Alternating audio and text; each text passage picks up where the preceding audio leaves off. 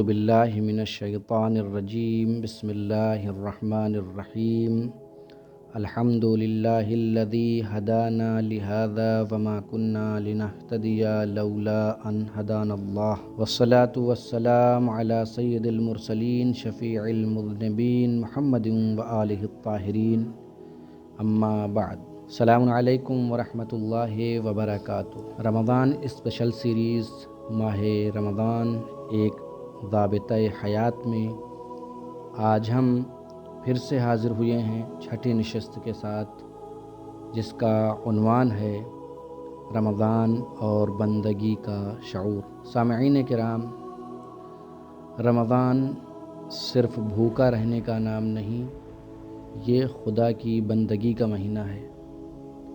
ایسا مہینہ جو ہمیں یہ سکھاتا ہے عبادت صرف عمل کا نام نہیں، نیت اور شعور کا نام ہے۔ رمضان بندگی کا شعور اجاگر کرتا ہے، وہ شعور جو انسان کو اپنی حقیقت کا عرفان دیتا ہے اور بندے کو خالق سے کنیکٹ کرتا ہے۔ کچھ نکات اور پوائنٹس آپ کی خدمت میں اسی سے متعلق پیش کرنے کی کوشش کروں گا۔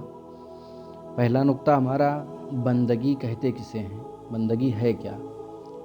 تو بندگی صرف نماز، روزہ یا دعا نہیں، بلکہ ایک زندگی کا اسٹائل ہے، زندگی کا طرز ہے، زندگی کا طریقہ ہے۔ اللہ فرماتا ہے وَمَا خَلَقْتُ الْجِنَّ وَالْإِنسَ إِلَّا لِيَعْبُدُونَ، میں نے جن و انسان کو صرف اپنی عبادت کے لیے پیدا کیا ہے۔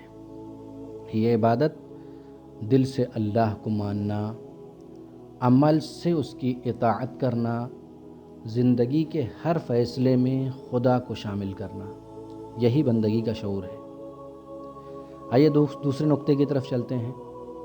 رمضان شعور بندگی کا تربیتی کیمپ۔ رمضان ہمیں صرف عبادات کا عادی نہیں بناتا، بلکہ ہمیں عبادت کی اصل روح کو دکھاتا ہے، اصل روح کو سکھاتا ہے ہمیں۔ سحری میں اٹھنا کیا ہے؟ نظم و ضبط۔ افطار تک بھوکا رہنا صبر سکھاتا ہے۔ نمازوں میں پابندی اللہ کی قربت سکھاتا ہے۔ قرآن کی تلاوت یہ ہمیں فکری غذا دیتا ہے۔ دعائیں پڑھنا اللہ اور بندے کے درمیان تعلق، یہ سب ہمیں بندگی کی طرف لے جاتے ہیں۔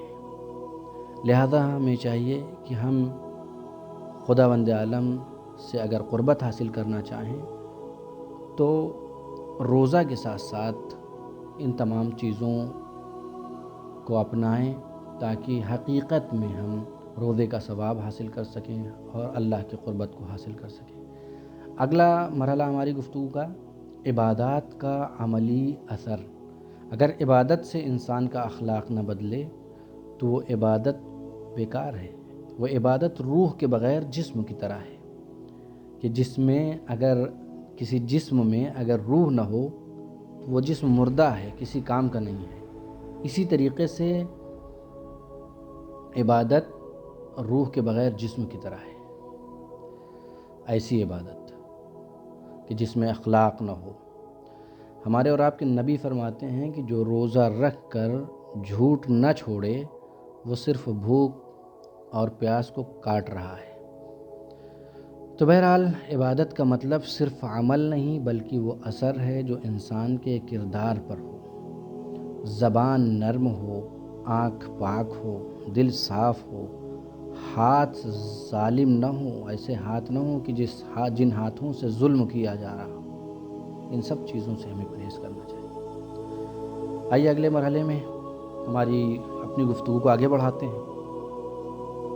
ہمارا اگلا نقطہ اہل بیت اور بندگی کی معراج۔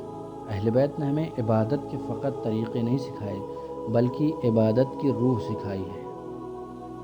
ہمارے اور آپ کے مولا امام علی علیہ السلام فرماتے ہیں کہ پروردگار، میں تجھے جنت کی لالچ یا جہنم کے خوف سے نہیں، بلکہ تیرے لائق بندگی ہونے کی وجہ سے عبادت کرتا ہوں۔ اللہ اکبر۔ امام سجاد کی دعائیں، خضوع، خشیت، گریہ، بندگی کی بلند مثال ہے۔ حضرت فاطمہ زہرا کا سلام اللہ علیہا کا شب بیداری کرنا، امت کے لیے دعائیں، اہل بیت کی بندگی خدا کے عشق کا ترجمان۔ بہرحال یہ ان ساری چیزوں کو ہم اپنا نمونہ بنائیں اور اس پر عمل کریں۔ آخر ہم کیا کریں؟ یہ تو اہل بیت ہیں، ہمیں کیا کرنا چاہیے؟ محترم سامعین و ناظرین، رمضان ہمیں خود کو دیکھنے کا موقع دیتا ہے، خود کو دیکھنے کا موقع دیتا ہے۔ کیا میری نماز مجھے بدل رہی ہے؟ کیا روزہ صرف بھوک ہے یا تربیت؟ کیا میں عبادت کو ذمہ داری سمجھتا ہوں یا صرف عادت ہے؟ رمضان ہمیں روحانی جھٹکا دیتا ہے، ٹہوکا دیتا ہے کہ ہم دوبارہ اپنے پروردگار سے کنیکٹ ہوں، جڑیں۔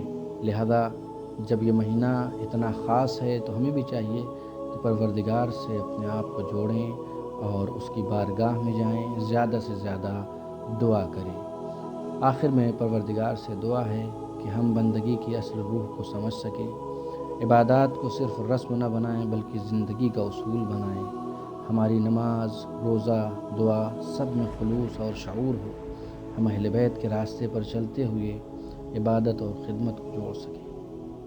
آئیے ہر روز کی طرح آج بھی ایک مسئلہ شرعی آخر میں کہ جس سوال کا جواب دینا ہے، وہ سوال یہ ہے کہ کیا ماہ رمضان میں مسواک کر سکتے ہیں؟ روزہ باطل ہوتا ہے یا نہیں؟